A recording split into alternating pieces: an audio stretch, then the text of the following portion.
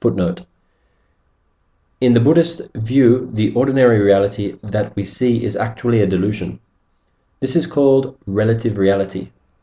Only with great spiritual attainments can we see through this delusion and perceive absolute reality and see things as they really are.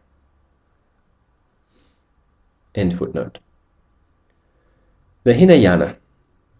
Of the three yanas, the first is the Hinayana.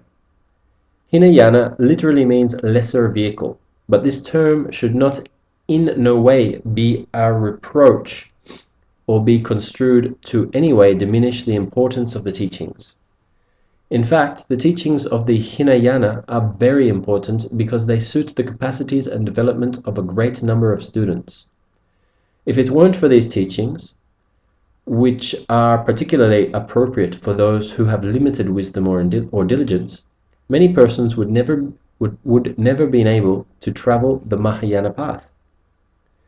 Without the Hinayana teachings, there would be no way for practitioners to progress in the Dharma because they would never have entered the Buddhist path. This path is similar to a staircase. The lower step is the lower step. This doesn't mean it is not important or should be ignored, because without this lower step, one can never gain access to the upper stories of a building.